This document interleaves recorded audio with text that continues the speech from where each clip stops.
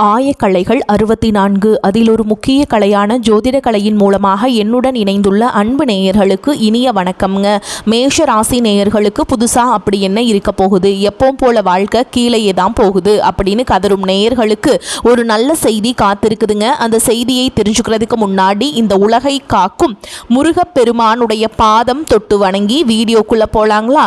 என்னுடன் சேர்ந்து நீங்களும் இந்த மந்திரத்தை சொல்லிட்டே உங்களால் முடிஞ்சதுன்னா கமெண்ட் பாக்ஸில் ஒரு முறை கமெண்ட் பண்ணுங்க. ஓம் முருகா போற்றி, ஓம் முருகா போற்றி, ஓம் முருகா போற்றி.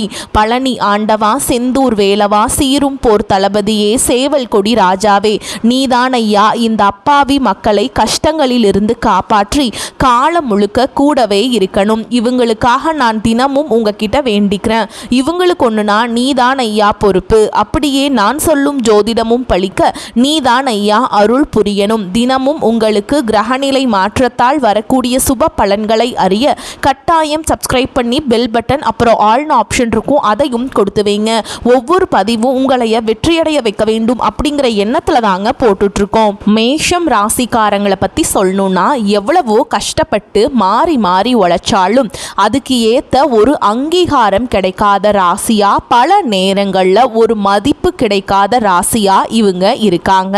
அப்படி ஒரு மதிப்பில்லாத ராசியா இருந்தாலும் பரவாயில்ல, பாசத்துக்கும் உண்மையான நேசத்துக்கும் கட்டுப்பட்டு தங்களுக்குள்ள இருக்கக்கூடிய துன்பத்தையும் கஷ்டத்தையும் வெளியே காட்டிக்காம மனசுக்குள்ளேயே மறைச்சிக்கிட்டு பல நேரங்களில் அசிங்கத்தையும் அவமானத்தையும் சந்திச்சாலும் கூட அதையெல்லாம் பெருசாக வெளிப்படுத்தாம நம்ம அசிங்கப்பட்டாலும் பரவாயில்ல, நம்ம குடும்பமே நல்லா இருக்கணும்னு தனக்குன்னு இருக்கக்கூடிய உறவுகளை காக்கக்கூடியவங்களா, ரொம்பவே உயர்ந்த குணம் கொண்டவங்களா இவங்க இருக்காங்க.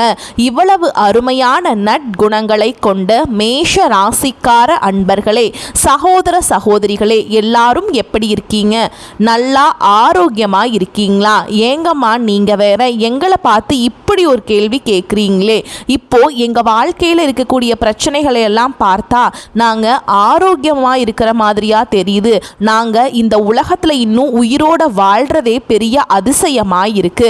நாங்க எப்படிமா ஆரோக்கியமா வாழ முடியும் அப்படின்னு உங்க மனசுல நீங்க நினைக்கிறது எனக்கு நல்லாவே புரியுதுங்க. மேஷ ராசிக்கார நேயர்களே, கவலைப்படாதீங்க. உங்க வாழ்க்கையில இருக்கக்கூடிய இந்த துன்பமான சூழல் எல்லாமே இனி வரக்கூடிய காலங்கள்ல கோடை காலத்துல மறைஞ்சு போற காணல் நீரா காணாமலே மறைய போகுதுங்க. இது நாள் வரைக்கும் திருமணம் ஆகாதவங்களுக்கு எல்லாம் இருந்த திருமண தடை முற்றிலுமா நீங்கி டும் டும் கெட்டி மேளம் கொட்ட வெகு விமர்சையா திருமணம் நடக்க போகுதுங்க. அதே போல குழந்தை பாக்கியம் இல்லாதவர்களுக்கு வீட்டில் மழலை சத்தம் கேட்கறதுக்கான குழந்தை பாக்கியம் கிடைக்க போகுதுங்க. நீண்ட நாட்களா பூர்வீக சொத்து ரீதியா இருந்த அனைத்து வில்லங்கங்களுக்கும் பிரச்சனைகளுக்கும் ஒரு நிரந்தரமான தீர்வு கிடைக்க போகுது. உங்களுக்கு நியாயமா வர வேண்டிய பூர்வீக சொத்து பத்திரமா உங்க கையில வந்து சேர போகுதுங்க. மொத்தத்துல உங்க வாழ்க்கையில நல்லதெல்லாம் அடுக்கடுக்கா வரிசையா நடக்க போகுதுங்க. உங்களுடைய நீண்ட நாள் ஆசைகள் கனவுகள் எல்லாமே ஒவ்வொன்றா நிறைவேற போகுதுங்க. சரிங்க, இப்போ மேஷ ராசிக்காரங்களுடைய கிரக நிலைகள் எப்படி இருக்குன்னு விரிவா பார்க்கலாங்க.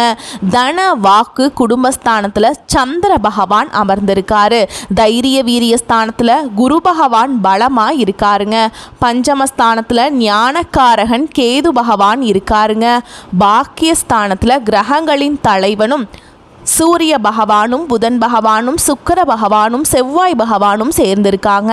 லாபஸ்தானத்தில் சனி பகவானும் ராகு பகவானும் இருக்காங்க. இதன் மூலமாக உங்கள் வாழ்க்கையில் இனி வரக்கூடிய நாட்களில் பலவிதமான நன்மைகள் நடக்க போகுது. எப்படி கிரக நிலைகள் மாறுறதுனால மேஷ ராசிக்காரர்களுக்கு என்னென்ன லாபங்கள் நடக்க போகுது, எப்படி அதை நமக்கு சாதகமாக லாபமாக மாற்றுறது அப்படிங்கிறத பற்றி ரொம்பவே தெளிவாக விரிவாக இந்த வீடியோ பதிவில் பார்த்து தெரிஞ்சுக்க போகிறோம். இந்த காலகட்டம் வாழ்க்கையில் நீங்கள் துளியும் எதிர்பாராத திருப்பங்களை ரொம்பவே எளிதாக கொடுக்கக்கூடிய நேரமாக இருக்குதுங்க. நீங்கள் கனவு கண்ட விஷயங்கள் நடக்காமல் இழுபறியாக இருந்த விஷயங்கள் எல்லாமே இனி சுலபமாக நடக்க போகுது. பொதுவாக மேஷராசிக்காரங்க ஆரோக்கியம், பணம், புகழ், அப்புறம் எதிரிகள் இல்லாமல் இருக்கிறதுக்காக ரொம்பவே போராடிக்கிட்டு இருக்கிறாங்க. இந்த காலகட்டத்தில் இறைவன் நிச்சயமாக உங்கள் பக்கம் இருக்கிறதுனால உங்களை இன்னும் கொஞ்சம் கூடுதல் பலப்படுத்துவதற்காக குரு பகவான் உங்கள் வாழ்க்கையில் ஒரு பெரிய அற்புதத்தை நிகழ்த்த போறாருங்க. முக்கியமாக குரு வக்ர நிவர்த்தியாக போறாருங்க. இதனால் என்ன நடக்கும்னா உங்களுக்கு எதிரியாக இருந்தவங்க கூட நண்பராக மாறுவாங்க.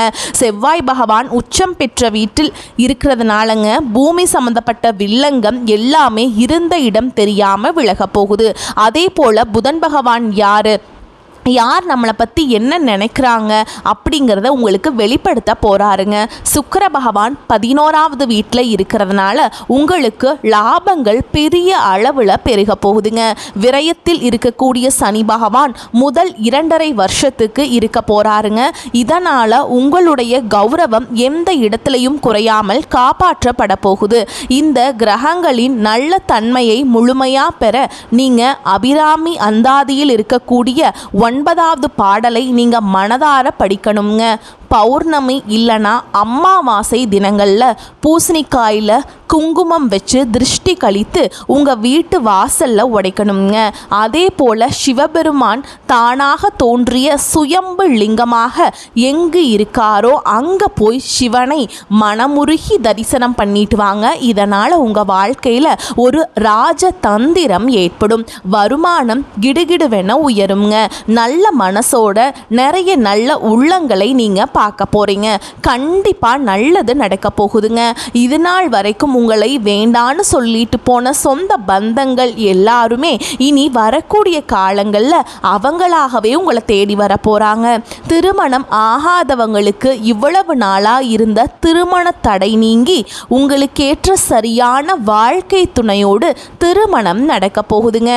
ஏங்க எனக்கு திருமணம் ஆகிருச்சு, ஆனால் நாங்கள் போகாத கோயில் இல்லை, பண்ணாத பரிகாரம் இல்லை, எங்களுக்கு இன்னும் குழந்தை பாக்கியம் கிடைக்கவே மாட்டேங்குதே அப்படின்னு கண்ணீர் சிந்திட்டு இருக்கக்கூடிய மேஷ ராசிக்காரர்களே கலங்காதீங்க. உங்களுக்கு இந்த காலகட்டத்தில் அழகான குழந்தை பாக்கியம் கிடைக்க போகுது. இது நாள் வரைக்கும் நீங்கள் பணங்காசுக்கு கஷ்டப்பட்டு 4-5 பேர்கிட்ட கடன் வாங்கி ஒவ்வொரு நாளும் வேதனையோடு வாழ்ந்திருப்பீங்க. ஆனால் இனி வரக்கூடிய காலங்களில் நீங்கள் 4-5 பேருக்கு பணங்காசு கடன் கொடுக்கக்கூடிய அளவுக்கு அந்த அளவுக்கு செல்வாக்கில் உயர்ந்து வாழ்க்கையை வாழ போறீங்க. இது நாள் வரைக்கும் உங்களுடைய படிப்புக்கு தகுந்த வேலை இல்லாமல் நீங்கள் ஏதோ மனசுக்கு பிடிக்காத வேலையை வேற வழி இல்லாமல் செஞ்சுட்டு இருந்திருப்பீங்க. ஆனால் இனி வரக்கூடிய காலங்களில் உங்களுடைய படிப்புக்கும் தகுதிக்கும் ஏற்றாற் போல நல்ல கை நிறைய சம்பளத்தில் உங்களுக்கு பிடித்தமான வேலையெல்லாம் உங்களுக்கு கிடைக்க போகுதுங்க. மொத்தத்தில் உங்களுடைய வாழ்க்கையே ஒரு சொர்க்க வாழ்க்கையாக மாறப்போகுதுங்க. நிறைய பேர் குலதெய்வம் எங்கேயோ இருக்குது, என்னமோ இருக்குது அப்படின்னு கவலைப்படுறீங்க. அப்படியெல்லாம் நீங்கள் நினைக்க வேண்டாமுங்க. நீங்கள் எங்கிருந்தாலும் உங்கள் வீட்டில் ஒரு தீபம் ஏற்றி வச்சு அந்த தீப ஒளியில் தெய்வங்கள் இருக்கிறாங்க அப்படின்னு மனசில் ஆழமாக நினச்சி வழிபாடு செய்யுங்க.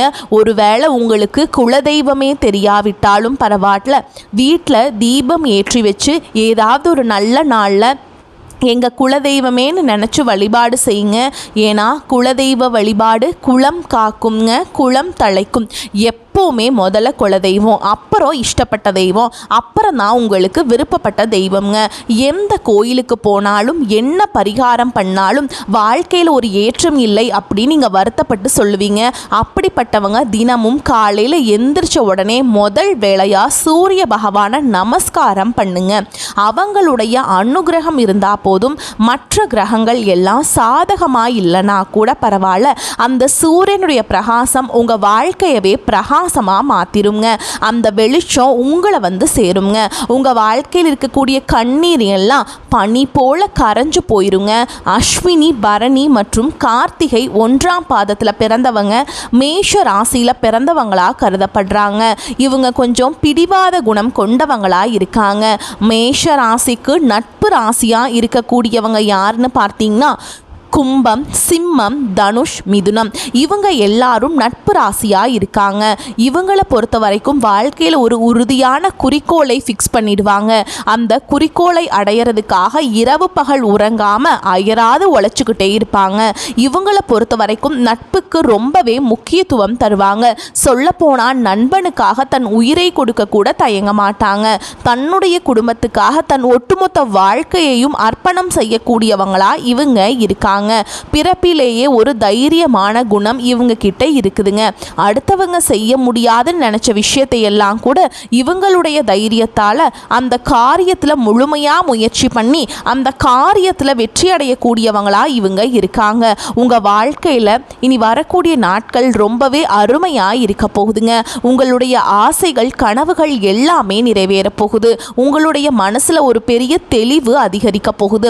புதுசாக நம்பிக்கை பிறக்க போகுது. அடுத்தவங்க செய்ய முடியாதுன்னு ஒதுக்கி வச்ச காரியத்தை கூட நீங்கள் அழகாக திட்டம் தீட்டி முயற்சி பண்ணி அந்த காரியத்தில் நீங்கள் வெற்றி அடைய போகிறீங்க. பழைய கவலைகள் எல்லாமே மெதுவாக குறைய போகுது. குடும்பத்தில் ஒற்றுமை ஏற்பட போகுது. இதுநாள் வரைக்கும் புருஷன் பொண்டாட்டிக்குள் இருந்த சண்டை சச்சரவுகள் எல்லாமே விலக போகுது. மனசில் ஒரு பெரிய நிம்மதி ஏற்பட போகுதுங்க. உடல்நிலை ரொம்பவே ஆரோக்கியமாக இருக்க போகுது. நல்ல செய்திகள் பல திசைகள்லேருந்து உங்களை தேடி வர போகுதுங்க. தடைபட்ட சுபகாரியங்கள், வேலைகள் எல்லாமே நடக்க போகுதுங்க. பொருளாதார நிலை மெதுவாக உயரப்போகுது. புதுசாக சேமிப்பு செய்யும் எண்ணம் உங்களுக்கு வரப்போகுதுங்க. உடல் சோர்வு குறைய போகுது. உங்களுடைய உறக்கம் சீராக இருக்க போகுதுங்க. நல்ல மனிதர்களுடைய நட்பு தானாகவே உங்களை தேடி வரப்போகுது. உங்களுடைய மதிப்பும் மரியாதையும் சமூகத்தில் உயரப்போகுதுங்க. வேலை செய்கிற இடத்துல பாராட்டு உங்களுக்கு கிடைக்க போகுது. புதிய வாய்ப்புகள் உங்களை தேடி வரப்போகுது. உங்களுடைய கற்றல் திறன் அதிகரிக்க போகுது. ஆன்மீகத்தின் மீது உங்களுடைய ஆர்வம் அதிகரிக்க போகுது. உங்களுடைய பயம் குறைய போகுது. தன்னம்பிக்கை அதிகரிக்க போகுதுங்க. பழைய பிரச்சனைகளுக்கெல்லாம் ஒரு நிரந்தர தீர்வு கிடைக்க போகுதுங்க. குடும்பத்தில் மகிழ்ச்சி ஏற்பட போகுது. சுபகாரியங்கள் அடுக்கடுக்காக நடக்க போகுது. நீங்கள் செல்லக்கூடிய பயணங்கள் உங்களுக்கு நன்மையை தரக்கூடியதாக அமைய போகுது. வீண் செலவுகள் எல்லாமே குறைய போகுது. நல்ல தெளிவான முடிவுகள் எடுக்க முடியுங்க. உங்களால் மன அமைதி கிடைக்குங்க. உறவுகளில் புரிதல் அதிகரிக்கும். உங்களுடைய முயற்சிகள் எல்லாமே வெற்றி பெறுங்க. உங்களுடைய பொறுமைக்கான பலன் நிச்சயமாக உங்களுக்கு இந்த காலகட்டத்தில் கிடைத்தே தீரும். எதிர்பார்த்த உதவி உங்களை தேடி வரும். எதிர்கால நம்பிக்கை அதிகரிக்கும். மொத்தத்தில் உங்கள் வாழ்க்கையில் சந்தோஷம் நிலச்சிருக்க போகுதுங்க. உங்களுடைய ஆசைகள், கனவுகள் எல்லாமே படிப்படியாக நிறைவேற போகுது. உங்களுடைய வாழ்க்கையில் இது நாள் வரைக்கும் இருந்த அனைத்து கஷ்டத்துக்கும் ஒரு நல்ல தீர்வு கிடைக்க போகுதுங்க. மேஷராசிக்காரங்களே, இந்த நிமிஷம் வரைக்கும், இந்த நொடி வரைக்கும் நீங்கள் ரொம்பவுமே கஷ்டப்பட்டு வாழ்ந்துட்டுருக்கீங்க. ஆனால் இந்த நிலையெல்லாம் இனி வரக்கூடிய கிரகநிலை மாற்றத்தின் மூலமாக காணாமல் போக போகுது. உங்கள் வாழ்க்கையில் சந்தோஷம் நிலச்சிருக்க போகுதுங்க. நிம்மதி, ஆரோக்கியம் எல்லாம் சிறப்பாக இருக்க போகுதுங்க. மேஷராசிக்காரங்களே, உங்களுக்கு அதிர்ஷ்டம் தரக்கூடிய நிறம் வெள்ளை நிறம் மற்றும் ஆரஞ்சு நிறம்ங்க. அதிர்ஷ்டம் தரக்கூடிய திசை தென்மேற்கு மற்றும் வடகிழக்குங்க. அதிர்ஷ்டம் தரக்கூடிய எண்கள் 6 மற்றும் 8ங்க. அதிர்ஷ்டம் தரக்கூடிய கிழமைகள் வியாழக்கிழமை மற்றும் வெள்ளிக்கிழமைங்க. உங்களுக்கு அதிர்ஷ்டம் தரக்கூடிய மலர்கள் என்னன்னு பார்த்தீங்கன்னா மல்லிகை மலர் மற்றும் ரோஜா மலருங்க.